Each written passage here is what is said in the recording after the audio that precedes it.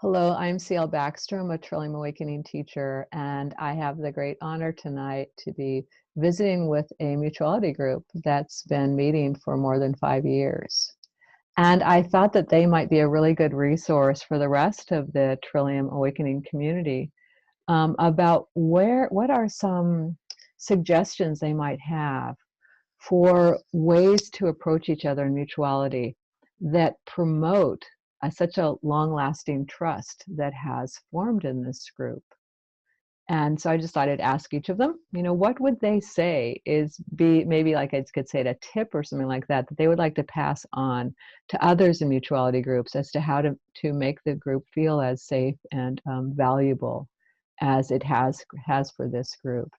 So I'm going to just kind of go round robin with the members that are here, and I will first call on Subhaga.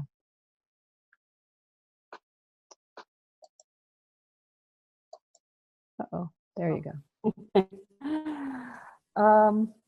Yeah, something that occurred to me was how important it was for us to agree that we were going to be adhering to what was at that time the Waking Down Dharma. We had some members in the beginning who were constantly wanting to bring in other teachers and teachings and practices and so forth. And it actually came to a point where we felt like it wasn't sustainable, and we had to come together as a group and decide, do we want to really be a Waking Down, now Trillium, mutuality group, or do we just want to be a group of spiritually interested people? And I think it's important, to really let this Dharma do the teaching and let being do the work. And that can only happen if you're really following the dedicated path that's been set forward. I think that's pretty important. Wow, thank you. Great suggestion for people. What did you say? Say that again. Let the Dharma be the path and the transmission be the teaching. I don't know what you said. It was beautiful though. I don't know either. Okay, well, whatever it was, it really kind of underscored that principle, is that for this to be a Trillium Awakening mutuality group, if we can all align to the Trillium Awakening Dharma. Beautiful. It didn't occur to me, but that does make sense. Otherwise, groups could just get together to fulfill other purposes, but you found that unique purpose in this particular Dharma, being the kind of guiding light. Thank you. And Sugandhi. Yeah, I guess I'll follow up on that. I was going to say something else, so maybe I'll wait for next time to say something else. But I'll follow up on that a little bit. In alignment with what Subhaga is saying about being a Trillium Awakening group, basically, we set up a structure where we have meditation at the beginning for 5 minutes. Then we have gazing. We always gaze with each other at the beginning of each session. And then we originally started out with, it was just kind of like sitting, we each had our amount of sharing time that we divided the time up, and we each had our shared time, and then we gave reflection. And in giving reflection, we were very careful not to do any try to fix the person or judgment statements about what was shared. We very carefully, each person really took responsibility to very carefully respond to the person with, at minimum, a reflection, simply saying back whatever the person said, but also, even resonances that they felt with what was said, which was very helpful to me, who I'm kind of a weirdo, kind of eccentric, and some of my growing edges felt a little bit like, do I dare speak this? Because it's not, to me, sounding like the normal regular thing or something. But I could speak it, and then I could hear some resonances back that were super helpful to me. Like, I felt understood and seen through that. I hope you understand what I mean by resonances, but not making it your own story in the reflection, but saying, oh, I felt you deeply. I really resonate with what you're saying. I really get what you're saying. And that just to hear that was super helpful for me. And I would say specifically in creating it more trust. Thank you. That's really helpful to hear too. And I love the way you further defined that, how resonance, what you meant by resonance. I think that'll be helpful for people too. Thank you. Let's hear from Ralph Humphreys. What would you say to be some suggestion for other groups? Yeah. So, picking up on what Sugandhi was saying, we've had a structure, and that structure has actually evolved a little, from the sharing we had initially into the spiral share. And that's been something that we've just kind of, that arose for us and that we did together. But having some kind of structure that we've agreed on mutually, and that also extends to the communication that we've had. And I think that's been, as I was hearing Sugandhi and Sabhaga speak, I thought we've always kind of communicated pretty well. And if someone couldn't show up to one of our meetings, we kind of always knew. I can't think of too many occasions where someone just kind of has gone AWOL. We've kind of managed to stay in touch, and I'm feeling in myself those times when my communication hasn't been immediate by email. But generally, I think we've all been, not perfectly, but in touch with each other in a way that's kept that flow. So we've had the structure within the group, we've had the fortnightly structure, and then we've had this respectful, consistent communication with each other. So we've stayed in touch. And so if someone can't make it to a call, which happens, it's okay, but we know generally. And then we know when they're going to be there again.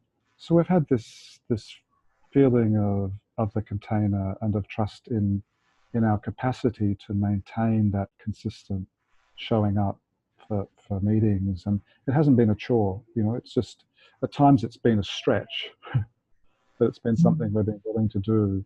And I think it happens because we're all letting each other know what's up in terms of our schedules and keeping in touch in that way. Yeah, thank you so much for sharing that, because I think that again would be something that might be a surprise to people. It's not just the way you show up during the meetings. It's the way you show up with respectful communications to even set up the meetings and things like that, honoring each other, honoring that different schedules.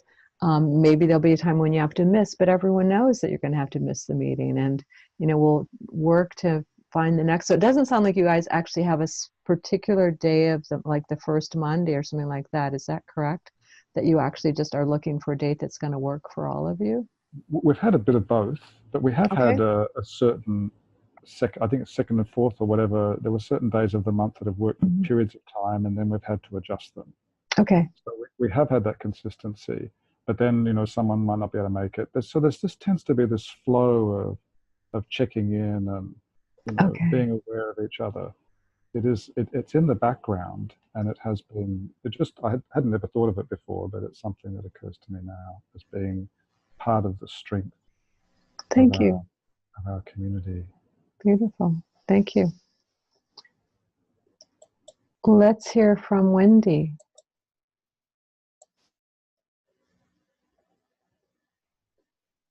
Yeah, I would say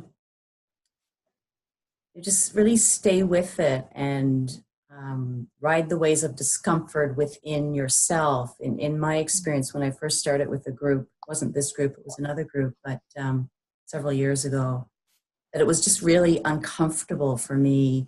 A lot of anxiety came up about just even sharing and being vulnerable. It was pretty scary for me, and it was even more terrifying to actually speak some feedback or reflection to somebody else. And I just somehow managed just to kind of stay with it, even though it was really uncomfortable. And I learned a lot about myself, and had lots of opportunities to green light, to be with and accept my anxiety. And it got easier and easier over time to really open and be vulnerable, and eventually I found myself just really starting to just love these people that I was with, and this desire in me grew to want to support them and want to speak and give reflections. And the desire for that grew larger than my fear of making a mistake or saying something wrong or offending somebody. And then I was able to start kind of speaking a little bit more and contributing a little bit more to the group in that way. But it took me quite some time to get more and more comfortable with that. So yeah, from my experience of just kind of sticking with that discomfort was really, really worthwhile and very beneficial. Yeah, to really feel I belonged and we were, a group that could support each other. Yeah, thank you, Wendy. I think that's a really important point that you're bringing up that might be especially important for several people, is that it took time for you to feel as safe as you eventually started feeling, and that you actually made the conscious choice to kind of ride that discomfort and not even maybe try to fix it, just like, okay, it's there. And in time, as you just kept showing up and the group kept embracing you just as you were, that level of trust grew. So I think it's good to know that, other people joining a group, it might not feel like the bonding that you guys have now after 5 years isn't necessarily immediate. But by you making that commitment and that you kept showing up, then by just each of you showing up and committing to each other and committing to be there, that itself is a really valuable thing for people to know. It's not really magic. What happens, it sounds like the bond that's happened between you might feel a little magical, but you actually all had to make a commitment. So thank you. And let's hear from Ralph Hinn. What would you like to suggest to someone? I would like to build a little bit on what Ralph Humphreys mentioned, and that's about scheduling. I think that can become one of the biggest frustrations and can lead to the downfall of a group if they aren't patient and thorough in the beginning about that, but also flexible in the long run. In other words, if they choose the third Thursday of the month and it doesn't work in that month, then what date will work for the greatest number of people? So I urge people to be patient around scheduling, because it can be frustrating, especially when you're on spread around the world or even around the country with different time zones. Yeah, thank you also for it's perseverance is what I'm hearing. You do have to persevere and to make this work. Thank you. Really good. So I want to see if there's other suggestions that people have. Also, you did use this idea, you named this word spiral as a format that you use. You also said things like you start with meditation and gazing, and maybe someone could describe a little bit like, how do you gaze on Zoom, and what is this spiral format? So there's a few more things we can bring into conversation, and you might all have other ideas that you want to give to people as well. So maybe, because I'm muting you in between to keep the line as clear as possible. So maybe raise your hand so I can call on you. Okay, go ahead, Subhaga. Yeah, that's perfect. You brought up, Cielle, because what I was going to say was about flexibility, being flexible about the structure and nature of the group. So that's kind of how the spiral sharing came about. I guess I was the first one to become an interning teacher. And so I was aware that suddenly I was holding a different role. And I felt a little bit uncomfortable about coming in and doing the kind of structure that we used to do, where everybody took their time and gave feedback, because I didn't know how comfortable I would be straddling those two roles as a peer who's also holding this role of teacher, what expectations there might be of me from others, or what expectations I might have of myself. And so I had learned this spiral sharing technique, I think from Facts, Gilbert. in which, and we know we've seen it, practiced it in different places, but where instead of everybody taking a big chunk of time, excuse me, you do rounds, a spiraling round. And even in when we do these enclosed groups in spiral sharing, the teacher also shares, because there's no person giving reflection or feedback. Each person is just speaking what's arising for them in the moment. So we start with a 3-minute share, and then a 5-minute share, and then a 7-minute share. So we still have 15 minutes of share time, but it's broken up. And so it can positively disrupt a kind of linear narrative flow if people can get stuck in that, because then they don't know, oh, somebody shares something, and then it's like, oh, it opens up something else that they hadn't thought they would share about at all. So it really serves to put more flexibility into the group. And at first we weren't sure it was working for us. People missed the reflection and feedback. But now I know a couple of times when there were just a few of us, and I've said, well, should we just divide up the time? And they'd be like, nah, let's just do the spiral, because we're really used to it now. And I'm just really quite attached to it not attached to it, but really fond of it as an idea of a way to share and speak. So let me make sure I've heard you correctly. When the group first started, you would each have like a 15-minute block of time to share. And after that block of time of sharing, other people might give some reflection. But now each of you spends first 3 minutes kind of in a spiral, and then each of you has another turn of 5 minutes, and then each of you has a third turn of 7 minutes. And I'm going to imagine that actually probably there is some, although not feedback, but there's probably kind of a playing off of something that someone else might have said.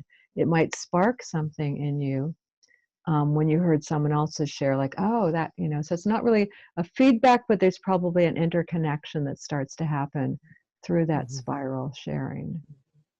Yeah, very much so. And then you don't get into the place of somebody using their feedback time to tell a story about themselves, because it's like, oh, this is so resonant for me. And then it's their time. So they can just go ahead and say, what their experience with that thing was or whatever. So. Great. Thank you. Yeah, no, thanks. It sounds like a great, it sounds like it's working for you. Like you said, even when times when a fewer of you can come and you might think, well, we don't really need to spiral. You still like that spiral sharing. It's working for the group. Thank you. And so who else would like to say something, especially like I'm also curious, like I said, if you don't want to, but how do you manage the gazing? But go ahead, Sugandhi. I'm not going to talk about gazing, but Rob's our gazing person. Okay. There's so many things to say, really. I mean, we each do have roles. Oh. But like one person always times, one person always manages the gazing. We share the sort of leadership roles in the actual functioning of the group. And I've often wondered, I'm going to just say one comment about spiral sharing that came to mind. I've often wondered if the spiral sharing would be as meaningful as it is if we didn't know each other already from the other way we shared. We have such a deep knowing of each other, a flavor of each person is so known that we often, themes emerge in the spiral that may emerge if you don't know the people at all, but I just don't know. I was going to say, just as a little piece of advice, I guess, or some tip is, there is, I guess a shortcut would be to say you get out of something what you put into it. I mean, daring is really important. Taking risks is really important. I feel that each person has come to this group prepared every time to share on a deep level, prepared to maybe risk a little if something comes up that feels risky. And that just was from the very beginning, each person was willing. So a certain willingness is important. It's a willingness to be open to greater depths in yourself and hearing that from others. You know, so there's a little bit of responsibility that each member has to show up in a deep way. And the more each person does that, the better the mutuality group will be. You know, the more useful it will be for everyone, the more trust it will develop, the more, whichever way, spot share or time share, whichever way the structure works, it'll be more meaningful for everyone. So I just wanted to say that. Yeah, thank you. That really daring and risking. Of course, you know, this group probably feels very safe, so that it makes it easier, but still, you know, it's probably It's an easier edge. over time. Mm-hmm. Yeah, but to still bring that kind of edge in to each meeting that you have. Can you dare to be who you are? And risk sharing who you are with the rest of the group. So great, beautiful. And I also heard from you too, this idea that there are sort of, just to even make this happen, there are roles, like you said, like someone will do the timing, someone else might lead the gazing portion of it. And I don't even know, maybe someone else is the one that kind of initiates some of the communications, but maybe that just happens organically, I'm not sure. But it sounds like it has been valuable to kind of identify roles and make sure that they get handled in a smooth way. So good. Who else wants to share a suggestion?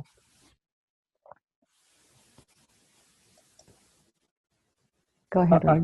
So given that I've been facilitating the gazing, I think pretty much from the beginning, so we've actually haven't juggled our roles too much. You know, some groups might be tempted to sort of, you know, rotate roles or something, but we've kind of stayed fairly steady with that, and it's just worked. And I haven't felt, you know, to be onerous to be facilitating the gazing in each session. And it's not an arduous task, but you know, for gazing, I think the gazing's been important, and I think it's been part of our group. And I think some people might overlook it in a online group and think it's not going to make sense. But spending just a minute or a minute and a half, we haven't done sort of really long gazes generally, with each person in the group. And, you know, I sometimes have the timer on my clock, or sometimes I just kind of have a feel for how long is the gaze. And just to work around the group so that everyone gazes with everybody. And generally with 5, or there was a time then there was 6, I think there was 7 for a little while in the group.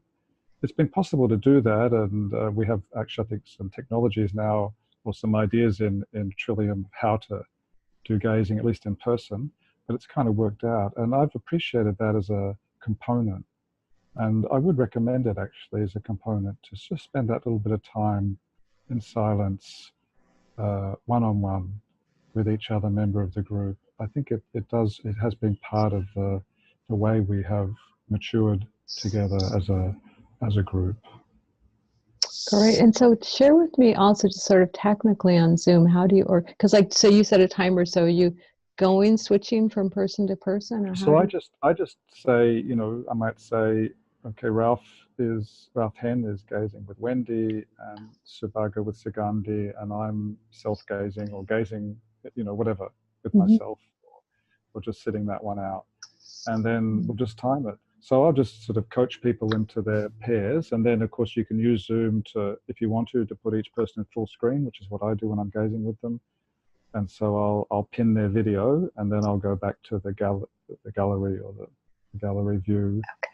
And so that's just a simple way to work through it. And we've done it consistently for the 6 years or so that we've been doing this.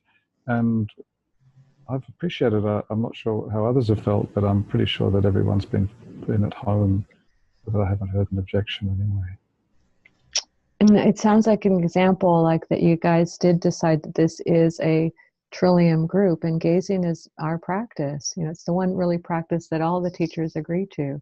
And so I'm really glad to hear that you have found a way to bring gazing into these online meetings, and that, you know, you realize there has to be a little structure there, like, you know, so you verbally say what the pairs are, and then it sounds like then you'll set up another pair so that, you know, by the time, in just a relatively short period of time, you all will have gazed with everyone else. And beautiful. I love that. It doesn't take too long. And the other thing is not to get too concerned about where someone's eye, what someone is looking at, you know, if their screen is in a certain position or whatever. It hasn't really concerned us too much. We've just gazed as best we can with the image that we happen to have. Sometimes it might be even frozen, but, you know, we're kind of just taking a moment to be in that kind of conscious space with the other person. So, Oh, really nice to hear. And I like that you're just kind of normalizing it to other people, that not to worry so much if you can actually, you know, like it is, because, you know, there's all these little people on the screen, kind of sort of, as I call it, the Brady Bunch or something like that, you know, and like, so you might actually look at someone, have to be looking kind of to the one side of your screen, which doesn't look into your camera, but it's the intention that you're connecting with that person. And it's absolutely. felt, it sounds like. So not to get so hung up about actual making eye contact, but the intention of connecting person to person in pairs, or that person that's left out will just take a silent moment with themselves. So that's beautiful. I'm really inspired to hear that you've been making this work. And I think that Subhaga said you also start with maybe just 4 or 5 minutes of just silent meditation. No talking and no attempt to gaze and stuff like that. So I see a lot of heads nodding there too. Great. What else has been working? Ralph Henn, go ahead. Yes, some people, when I talk about Zoom mutuality groups, can't quite believe it works, like, you know, that you need to be in the same room. Well, whenever we gather, I feel like we're in the same room. It does work. And, you know, I feel like I'm in the same room with all you right now. So I just want to assure people that it does work in that way. Beautiful. Yeah, thank you. Really good. What other kind of suggestions do any of you have for I mean, here you are, it's worked for 5+ years. And any other suggestions you might have? Go ahead. I think you're going to have to unmute yourself. There you go. Go ahead, Subhaga. Yeah, Wendy spoke about sort of stick-to-itiveness and commitment, you know, from the personal level. And I guess I want to just really reiterate that sort of for the group. I think especially when groups first start, you know, for people to really make a strong commitment to regularity, that we're going to meet twice a month, and, you know, that we're going to put this in our calendars and we're going to adhere to it, because it's gotten a little easier for us to be more flexible. Like my work schedule has changed and Ralph's schedule has changed. And so, you know, we have to really now get out of the box. We've always done it on weekdays, but, you know, so we have to make those changes. But for the longest time, we had a pretty firmly set schedule when we met, and making that commitment to it, because it does take time, you know, to feel into the groove of being with this particular group, and making you know, really showing up, you know, making the commitment to really be there fully, so that it's not like, oh, well, something got in the way. You know, we had a person who dropped into our group just in the very beginning, maybe came to 2 sessions, and it was like, oh, you know, I'm here, but you know what, I can't stay because I forgot I had something else to do. It's kind of like, what, you know? So for us, and for me, especially coming as the Enneagram 1, you know, I take commitments extremely seriously, and like, you know, I want people to be there, because that's the only way it really works. It's like you said, it's not, it seems like magic, but it's really mutuality at work. And so I think I wanted to just focus on that a little bit. I love that. Mutuality at work. Yeah. Not magic happens when we work to make it happen. Beautiful. Any other suggestions? Well, go ahead and we'll hear from Ralph again. So this is, I guess, something that's, you know, we've said in different ways, but the structure then allows the group to mature in a way as a group.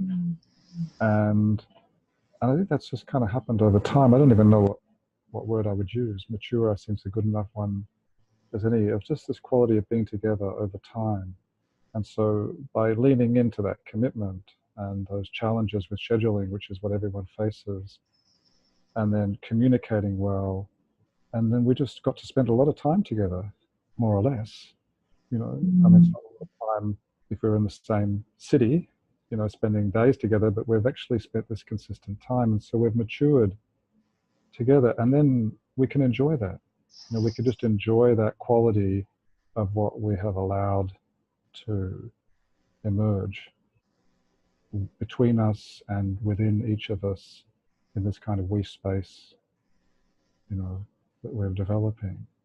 So that's been satisfying. And I think if you don't get over those humps initially, you may not get to the point where you can really just enjoy the quality that we experience collectively and that I experience individually with each person, which I would call just sort of enjoying their company. Now, I think you one of the things I was picking up that when you were talking was that, you know, we might, in life, we could find, like I live in a fairly small community, and so there are some people in this community that I might spend, over the years I've lived here, I might have spent a lot of time with, you know, them, but it's more social, and it's not this sacred time where we actually commit to meet together to share on a deep level who we are in that moment. And then the next time you meet again, 2 weeks later, whatever, you're sharing who you are in that moment. And so that's, I love that even though you're spread across, you know, 3 different countries, that there, it sounds like there's a really, like the commitment that you've made to meet with the group and to meet while you're not trying to multitask, you know, like you're not even trying to eat a meal together while you're meeting. You're just being present to each other, just simply showing up and being present to each other and receiving each other. It sounds like, you know, that's why that you can feel like you're in the room just as much as if the bodies were in the room, because there's such a commitment to, I'm going to be here for you and with you in these, you know, this precious time that you set aside, you know, once or twice a month to be with the group. So makes it different than just other kinds of ways that people get together. So thank you. Anything else? Okay, let's hear from Ralph Hinn. Yeah, I'd like to suggest too. I know in one city which where people are very spread out, they aren't gathering in person very often anymore. They're doing Zoom because they are so spread out that it's hard to all get together because the drive is so far. So, you know, this can work in one location too. And I'm even thinking of trying something like that in Minneapolis because, you know, it's, you know, people can be flexible and find an hour where they can sit down and talk, perhaps on Zoom, where they can't, you know, take the time to travel to another location for a lengthier time. So, you know, I think it has more possibilities even for local groups. Yeah, thank you for saying that. That had never occurred to me. I was thinking this as being people that weren't local, but yeah, especially in larger cities where the hassle and of traffic and things like that, of traveling someplace else, even if it's, you know, half an hour, 45 minutes away with traffic, you know, just go right into your office or your bedroom where your computer is, and there you are with your friends. It's better than not meeting at all. Absolutely. That's a great idea. Anything else? Okay, well, thank you so much. I am really valued my time spending this time with you to hear what, you know, suggestions you might have for other groups, and I think they will value them as well. Especially, you know, some little wrinkle things that happen, like that you need to be honest, you need to show up, you need to dare, just in case they didn't realize that those are things that might be stretching us a little bit and think it's not worth the stretch, or to go through the communication that needs to schedule things when people can be there. And be flexible, like, you know, because over the years you said, like, you know, your schedules have changed, and so the group has accommodated to meet those changed schedules. But I think those are going to be helpful for people to know that there is some kind of dedication that has helped make your group the longest running mutuality group that we have right now. So thank you. Really appreciate that. So shall we unmute you all so you can all just say goodbye to all the people that are watching this? Go ahead and let's get to this unmute thing going here. Okay. Thank you, Cielle. Thank you. Bye. Good luck Thanks, with your Cielle. group. Yeah, thank you. Ask for help when you need it. Um,